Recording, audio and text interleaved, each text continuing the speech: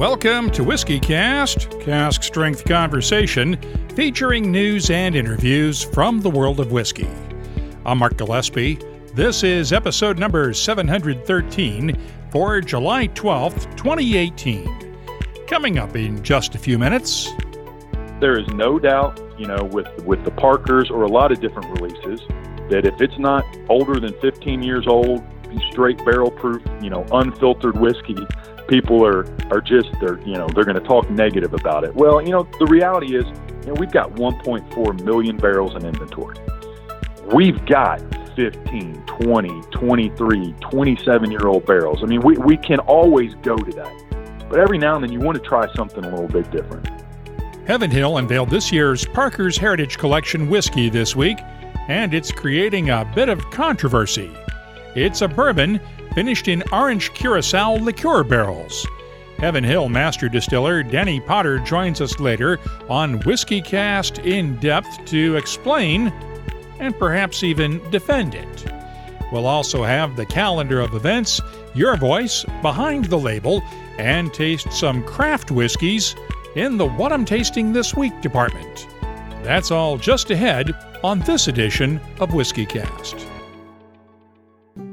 WhiskyCast, brought to you by Redbreast, the definitive single pot still Irish whiskey. Those in the know Redbreast. This is whiskey, Johnny Walker's Scotch whiskey, from this place and these people, Scotch makers, creating the bold and complex flavour of Johnny Walker Black Label. Step right up. Let's get started with the news. It's brought to you by Highland Park. We'll start off in Kentucky, where there's a lot of work going on these days. Western Kentucky is getting a new whiskey distillery, and by Western, we mean about as far west as you can get, in Hickman, Kentucky, on the banks of the Mississippi River, and just a few miles north of the Tennessee state line. And by a new whiskey distillery, well, it would have been a new one 10 years ago when it was originally built. At the time, the owner ran out of money and never got a chance to fire up the still. It's now being reopened under new ownership as the R.H. Resolute Distillery, and Thomas McKenzie will be the head distiller when it starts production in September. The distillery will create around 15 new jobs and is holding a job fair this coming Tuesday.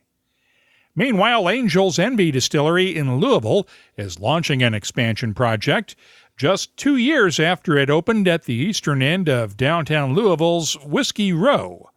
The Bacardi-owned distillery will add 4 new fermenters and upgrade its grain handling system between now and September, according to production manager Kyle Henderson. We actually almost knew the day that we opened that this expansion was going to be happening. We had planned much ahead of final completion of the initial project that we were going to be putting fermenters in here. So we made sure we had the supports and all of the equipment tie-ins into the electrical panels ready. We did the budgetary planning last year, and then we executed the plan this year. So we started issuing POs about 6 weeks ago, and Vendome actually was here this morning, so they're starting the week of the 16th, putting those tanks in. The expansion will allow Angel's Envy to add a second production shift starting in October, with plans for a third shift and 24/7 production in the near future. In other news, I've mentioned the hashtag Free the Whiskey campaign in British Columbia in the last couple of episodes, following the release of a new report recommending major changes in the Canadian province's liquor regulation and distribution systems. Among those changes, allowing bars and restaurants to buy liquor from BC's private liquor stores, as well as the province's own liquor distribution branch. You'll recall that was the key factor in the province's raids last January on the Scotch Malt Whisky Society's 4 partner bars in British Columbia. It may be a while before we see any action from the government, though. British Columbia Attorney General David Eby commissioned the report. He told Business in Vancouver this week that there is no timetable yet for changing current regulations, because his staff is too busy drafting the regulations for legalized cannabis, and those have to be done by October 17th. Eby says the liquor issue is in his ministry's work plan, though. The term 1,000-year flood is supposed to mean that there's a 1 in 1,000 chance of a major flood in any given year. And given those odds, the people of Ellicott City, Maryland, have rolled craps 2 out of the last 3 years. On May 27th, the Baltimore suburb suffered its second catastrophic flash flood in the last 18 months. 1 National Guardsman was killed, and property damage was estimated in the millions of dollars, just as the city was recovering from a similar flood in 2016. There have been a number of fundraisers to help the community, and now Baltimore's Sagamore Spirit Distillery is joining the cause. Sagamore Spirit President Brian Tracy says the distillery will donate all of the proceeds from its new cognac cask finish rye whiskey to the Ellicott City Partnership. We had plans to sell it, in retail here in Maryland, but when we heard of the tragedy that happened in Ellicott City, this small community dealing with what some people call a 1,000-year flood happening twice in less than 18 months, and some of the teammates working here, having lived or currently live in and around that community, felt very connected and wanted to do something really special for them. And they're very, very proud of the whiskey they've made here with this cognac finish, and they thought it would be a perfect tribute to that community. We proofed it up to 105 proof. They said we should make it a nice, strong whiskey, just like the community there. They've been resilient in their ability to bounce back. So we've taken that, and now we're selling it out of the distillery. We've got about 1,000 bottles or so, and then we'll go ahead and take 100% of the net proceeds and donate it to them and their recovery efforts. And can you ship it outside of Baltimore to anybody who wants to order it? We cannot legally do that. Yeah, unfortunately. We've gotten a lot of requests. Can I get a bottle? Can you ship me one? I'd love to help support it. And it's really painful, but unfortunately, the laws don't allow it. But you're right off the 95 corridor, so it's really easy for somebody who's going up and down 95 to stop by. Yeah, absolutely. Our visitor center is open 7 days a week. Like you said, we are literally a stone's throw off of I-95, so very easy access. Give us a call. Let us know you're coming. We'll make sure we put one to the side, but they are going quick. Each bottle costs $70, and they'll be available at next Saturday's Whiskey on the Waterfront celebration at the Sagamore Spirit Distillery in Baltimore's Port Covington neighborhood. Other new whiskeys to mention, Diageo's Buchanan's Blended Scotch is adding a new expression. Buchanan's Select is a 15-year-old blended malt that's the first one of its kind in the range. It'll be available in the U.S. for around $50 a bottle. Aberfeldy is releasing a new 1999 vintage single malt for the travel retail market. It's finished in port casks and will sell for around $135 a bottle. It'll be available starting this month in the DFS duty-free shop at Singapore's Changi Airport, and later on it'll be available at DFS shops in Hawaii, North America, and Abu Dhabi. Italy's Puni Distillery is releasing its first 5-year-old single malts. Puni Gold is matured in First Fill X bourbon casks, while Puni Vina Marsala Edition is matured in Marsala Virgin wine casks from Sicily. They're available at the distillery in Glarenza, Italy, and whiskey shops around Italy. Finally, we had Rachel Berry on the show back in March during episode 686. She received a real honor on Monday. She became the first woman master blender in the Scotch whiskey industry to receive an honorary doctorate from the University of Edinburgh's School of Chemistry. Congratulations. You can keep up with the latest whiskey news all week long at whiskycast.com. The news is brought to you by Highland Park, the Orkney single malt with Viking soul. Heading out on a road trip this summer, take a bit of Highland Park with you for your ears. Check out Highland Park's specially curated playlists on Spotify for music to keep you cruising like a Viking. Find out more about Highland Park's Orkney single malts at highlandparkwhiskey.com. Time now for the WhiskyCast calendar of events. I mentioned Sagamore Spirits Whiskey on the Waterfront coming up next Saturday, July 21st. They also have a distillery tour and cocktail class on July 25th. The McAllen is bringing its immersive distillery and visitor experience to Vanderbilt Hall in New York City's Grand Central Station, July 25th through the 27th. There will be samples, too. Westport Whiskey and Wine has a tasting of Pierce Irish whiskies on the 25th in Louisville, Kentucky. Specs Wines in Houston has a Compass Box whiskey tasting at its Smith Street store on the 26th.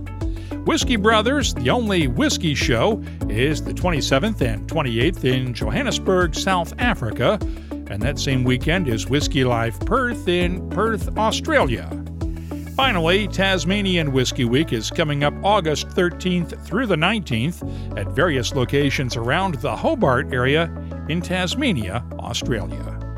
Right now, we have 201 different events on our searchable calendar at whiskycast.com. If you have a tasting, festival, or other whiskey-related event coming up, just use the contact form at our website and let us know about it. This is whiskey.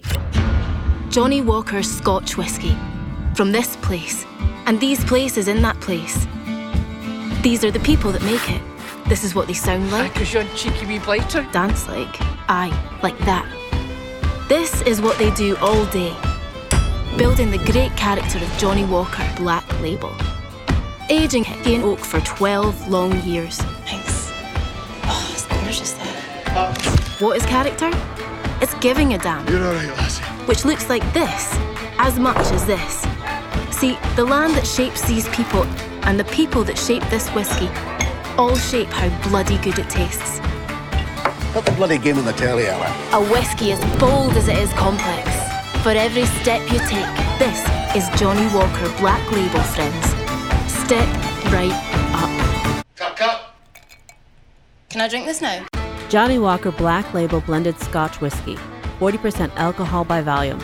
Imported by Diageo North America, Norwalk, Connecticut. Please drink responsibly. WhiskyCast In-Depth is brought to you by Lagavulin. Each year, Heaven Hill releases a special whiskey under the Parker's Heritage Collection label to honor the late Parker Beam, who worked at Heaven Hill for more than 50 years and spent 4 decades as their master distiller. Tuesday, they unveiled the 12th edition in the series. Some of the previous ones have been a bit unusual, including straight wheat and straight malt whiskeys, along with a cognac cask-finished bourbon. Let's keep that one in mind for a second, because it set the stage for this year's edition, a bourbon finished in Orange Curaçao liqueur barrels. I got on the phone with Heaven Hill master distiller Denny Potter after the announcement. Orange Curaçao barrels? Yep. Why not, right?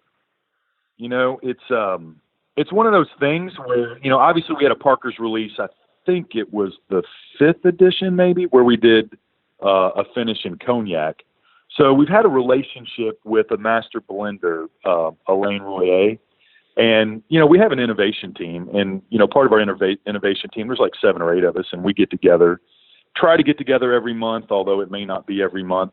So there's all these things that we're constantly throwing out there, you know, ideas that, you know, whether it's for Parker's or a special release or just something, you know, maybe we want to release 8-10 years from now. And, you know, it's just a discussion with Alain, and he had brought up, he's like, have you ever thought about, you know, you did the cognac, what about Orange Curaçao? And all of us were kind of like, man, that's interesting. Yeah, sure. You know, ship us a few barrels. And so we did some tests with it because it was a finish. You know, we didn't have to wait too long to get the results of the test. And we were like, wow, you know, this would be a very, very cool release. And, you know, it's one of those things that, you know, it's just different. And I know there is no doubt, you know, with the Parkers or a lot of different releases, that if it's not older than 15 years old, straight barrel proof, you know, unfiltered whiskey, people are are just, they're going to talk negative about it. Well, the reality is, we've got 1.4 million barrels in inventory. We've got 15, 20, 23, 27-year-old barrels. I mean, we can always go to that. But every now and then you want to try something a little bit different, something that will appeal to different consumers and hopefully some of the consumers that have always enjoyed our releases. And so, this was one of those that, once we were trialing it, there was a good chance we were going to say, you know what, it just doesn't meet it, because we still have kind of in the back of our mind, a quality that we have to meet. But as we were getting into it, like, this is really, really cool. And so we ended up calling Elaine back and saying, hey, we need a lot more barrels. So we ended up, I think it was about 200 barrels we ended up getting, and took 7 to 8 year old bourbon rye, so our typical bourbon rye mash bill, and dumped it in these Orange Curaçao barrels for 4 months. And, we aged, obviously we were tasting it up to 4 months, and we actually left some over 4 months, but we really felt like the 4 months was kind of spot on for us as far as what we were looking for. Now, I have heard through the grapevine that this was actually supposed to come out last year, and you decided, and maybe not this time. Is that the case? Yeah, no, you're absolutely right. Yep, you're absolutely right. We were ready to go. It was one of those things. We literally, when it comes into, even though the Parkers typically aren't released until the fall, by the first of the year, we know what we're going to be releasing. And so that was the plan. This was what we were going to do. We knew exactly, how it was going to be the 7 to 8 year old, 4 months, 110 proof. And then, as everybody knows, Parker suffered from ALS, and, he passed away in January of 2017. And, everybody knows that ALS is a terrible disease, but it really kind of caught everybody off guard. I mean, Parker was at a Heaven Hill event, I believe, maybe 2 months before that. And so, just extremely upsetting and unfortunate. And obviously when that happened, it's, we had to do something that was going to be a tribute to Parker. I mean, that's what this entire series is based on, is not just a tribute to his craft, but also a tribute to kind of the focus and attention he's brought to ALS, and how these bottle releases mean so much to that. Over the last 5 years, I think we've raised over $1 million through the Parker's Heritage Collection and what we donate to the ALS Foundation. So, yeah, absolutely. I mean, so when he passed away, we made a right-hand turn, and we said, we've got to do something for Parker. And that's where we came out, with the 11-year-old last year from the Distiller warehouses, the single barrels, 122 proof. So, I mean, it was all those things that Parker appreciated in a good whiskey.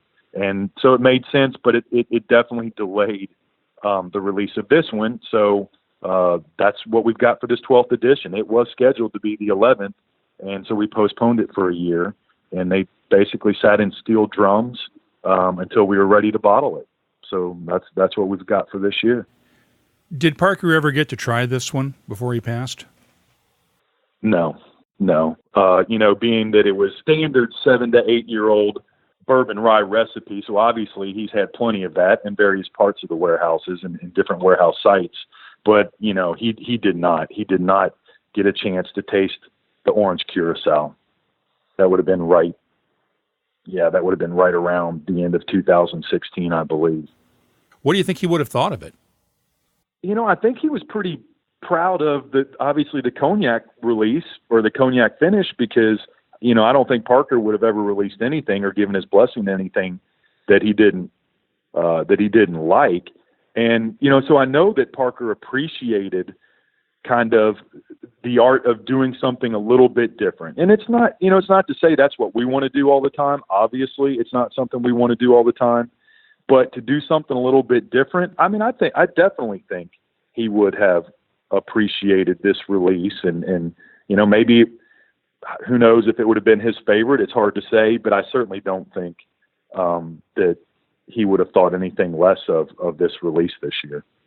And you guys have done some experimenting before with the Parker's releases. There's been malt whiskeys. There's been a weeder or two. You guys have really had a chance to experiment with these over the years. So this sort of makes the perfect place for that if you're going to do an experiment. Yeah, no, it certainly does. And, it is one of those things, too, that's what this is about as well. I mean, we want to celebrate, the craft and, the craft, but specifically, what Parker brought to the table and what he brought, not just to Heaven Hill, but to the industry. And a part of that too is, trying things different. And, there's special releases. The one thing is we want people to drink these releases. I know there's a lot of people out there that collect these Parker's releases, and that's fantastic and that's awesome. But at the same time, we want to give them something a little bit different every year. We know that we could come out with, something super matured every year at barrel proof, and there are going to be people that like it, because a lot of us that are whiskey fans, we like that kind of stuff. However, let's branch out a little bit. I can tell you, just some of the people that we've allowed try this. We had the Camp Run-Amok group in back in, I believe it was towards the end of May, and we actually let them taste some of this. So you're talking about mixologists that are spread out all over the globe, and they were absolutely fired up about it. And a lot of the comments we were getting, even really before we described what we were doing, is, man, this is like an amped up, kind of full-proof, full-bodied, pre-mixed old-fashioned.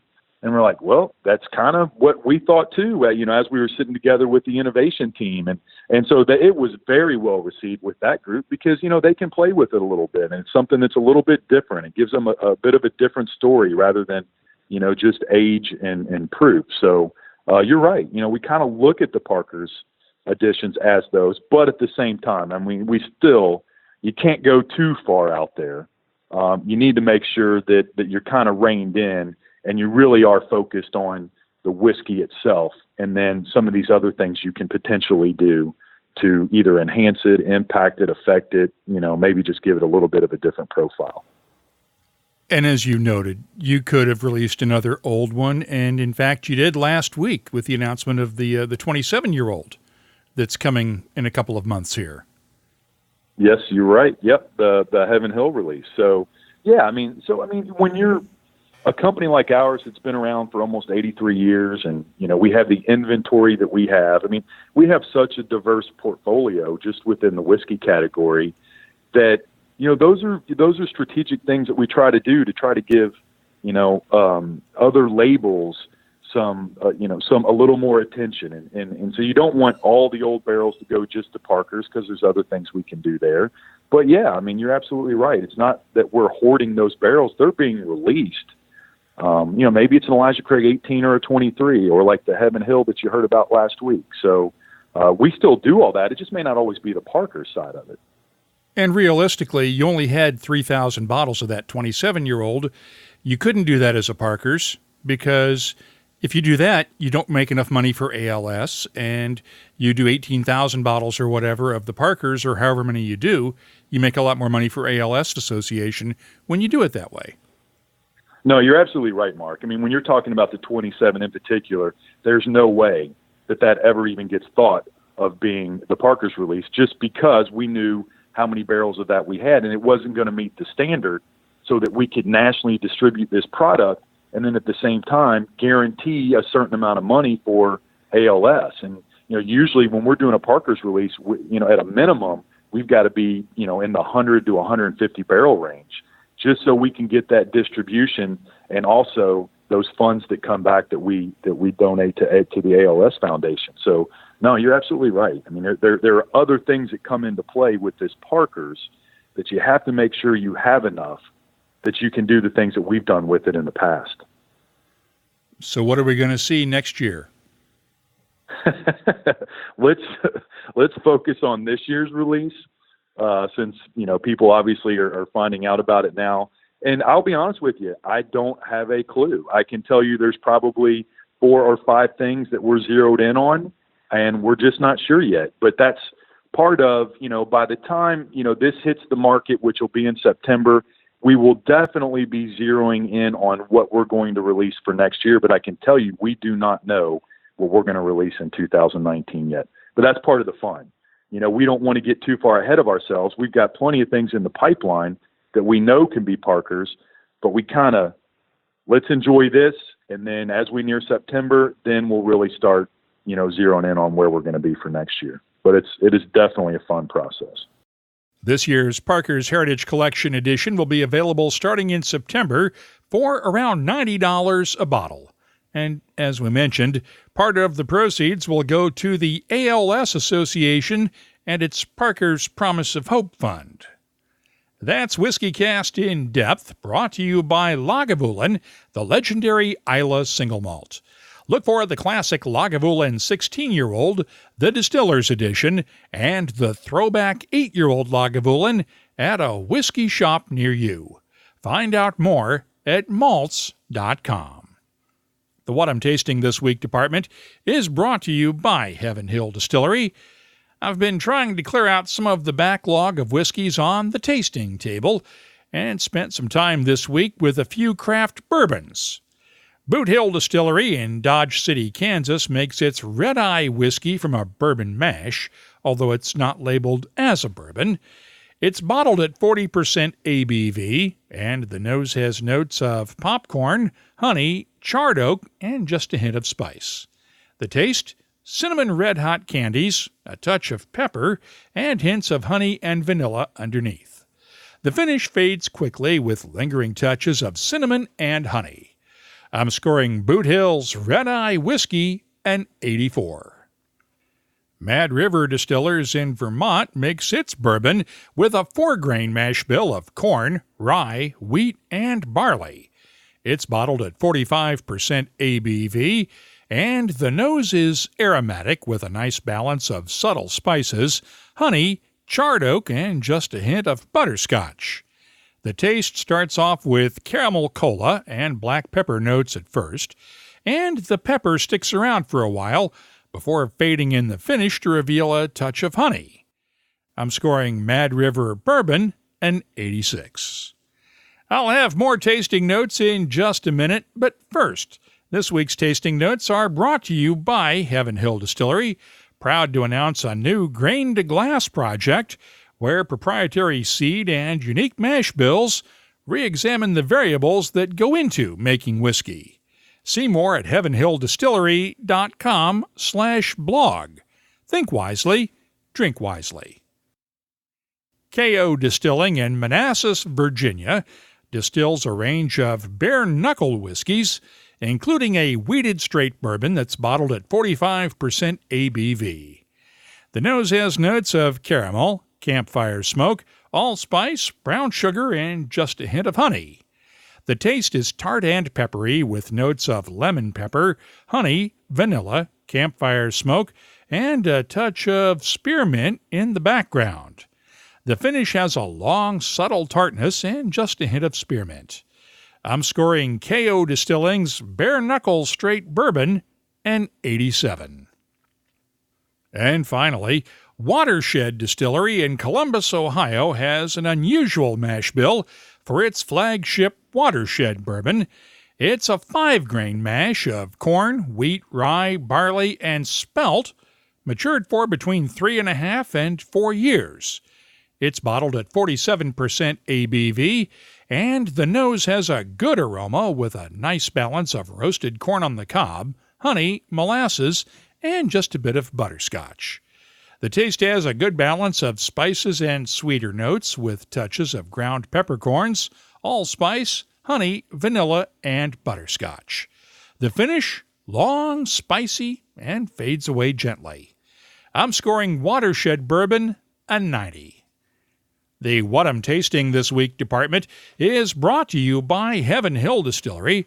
I'm adding these tasting notes to our searchable list of more than 2,200 different whiskeys from around the world at whiskycast.com.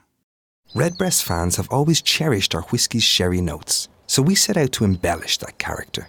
Introducing the Redbreast Listowel edition, a quintessential single pot still Irish whiskey finished in first fill Oloroso sherry casks from Spain's prestigious Bodegas Listowel.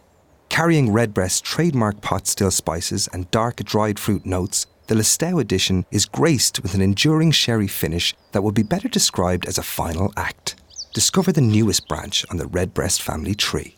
Our latest WhiskyCast HD video is online now, looking at Crown Royal's release a few weeks ago of its Noble Collection 13-year-old Blender's Mash, and the controversy over the original name for Blender's Mash, Bourbon Mash. You can watch it on YouTube and at whiskycast.com, or download it in the podcast section of iTunes. Let's open up the inbox now for your voice, brought to you by Lot 40. After we posted that video segment, the questions started coming in, mainly from Canada.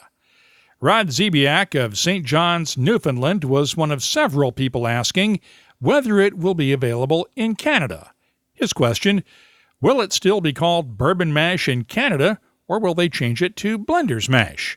It's tasty and about $15 less than Buffalo Trace, which is the lowest priced premium bourbon we can buy pre-tariff. Well, Rod, the answer on this one is no, because this one will not be sold in Canada. Rod's referring to the no-age statement version of blender's mash, which was originally named bourbon mash in the U.S. when it was released several months ago, and the TTB pulled the label approval after receiving complaints. As we note in the WhiskyCast HD segment, the TTB won't say just who filed those complaints. That's why bourbon mash was renamed blender's mash for both the no-age statement and the Noble Collection 13-year-old version in the U.S., though the no-age statement version kept its original name in Canada. Meanwhile, Scott Harris of Virginia's Catoctin Creek Distillery weighed in on the potential trade war implications of this whiskey. Here's what he had to say. Serious point here. If bourbon is being taxed an extra 25% now in Europe, and the Canadians come in with a strong brand name like Crown Royal and a bourbon like corn mash bill, well, further proof these tariffs are bad for the USA. Of course, those tariffs have cut into Catoctin Creek's export business already in just the first few weeks. Mark Williams of New Haven, Connecticut, posted this comment on Instagram following our last episode with Ken Lewis of New Riff Distillery. Looking forward to getting my bottle of New Riff when it comes out. I'm a ranger and pre-bought a bottle 2 years ago. I happened to be on a tour when they let us taste it at 2 years for the first time. I was one of the first 10 people ever to try it. And by the way, the Rangers are New Riff's in-house fan club. Finally, Whiskey Pete in Washington, D.C. had this tweet. Got a voice-activated robocall today on my work phone. Instead of hanging up like I normally do, I grabbed my phone and started playing WhiskyCast into the receiver. The robocall hung up. Obviously, Pete, the robocall has bad taste. But if I wind up getting more of those damned robocalls as a result of this, Pete, I am blaming you. If you have something you'd like to share with whiskey lovers around the world, well, you can always post it on the Your Voice page at whiskycast.com. We're also on Facebook, Twitter, Instagram, and Tumblr at WhiskyCast. And the email address is comments@whiskycast.com. Your Voice is presented by Lot 40, Canada's award-winning 100% pot still rye whiskey. Lot 40, unapologetically Canadian. Please drink responsibly. Let's close the show out now with Behind the Label, our look at the science, history, and other things that make whiskey unique. If you've looked at older bottles of whiskey, you may have seen a paper strip across the top of the cork or the screw cap. Today, those strips are just for decoration, but back in the day they had a real purpose. They served as proof that the taxes had been paid on a bottle of whiskey. But just where did the idea come from? It turns out the strips started as proof of something else altogether. James E. Pepper came up with the idea. Amir Pei has spent a decade researching Pepper's history as he worked to reopen the James E. Pepper Distillery in Lexington, Kentucky. James E. Pepper had a problem with people refilling bottles, and trademark law was very weak. So Pepper came up with an ingenious idea because forgery law was very strong. So he created this little strip of paper that they would print his signature over, and he would put it over the stopper of the bottle. And they would advertise that consumers should not buy it unless it bore his signature unbroken across the top. And if somebody replicated that signature, they wouldn't come after you for trademark infringement. They would come after you for forgery infringement. Pepper's idea proved so successful that it was incorporated into the Bottled in Bond Act of 1897 as the basis for the mandatory tax strips that were used on bottles of whiskey and other spirits in the U.S. until 1985. Pei reopened the Pepper Distillery last December, and today it opened up to tours for the first time. We'll have more from Amir Pei next time around. If you have something you'd like us to look at on Behind the Label, just use the contact form at whiskycast.com to get in touch with us. That's also where you'll find links for WhiskyCast HD and the WhiskyCast Tasting Panel podcast, brought to you by the Whiskey Exchange, along with all the latest news, events, and much more, including a complete archive of all of our past episodes going back to 2005. Our cask strength conversation continues all week long online. You'll find us on Facebook, Twitter, Instagram, and Tumblr at WhiskyCast. The email address is comments@whiskycast.com. This is whiskey, Johnny Walker's Scotch whiskey, from this place and these people, Scotch makers, creating the bold and complex flavour of Johnny Walker Black Label. Step right up. WhiskyCast, brought to you by Redbreast, the definitive single pot still Irish whiskey. Those in the know Redbreast.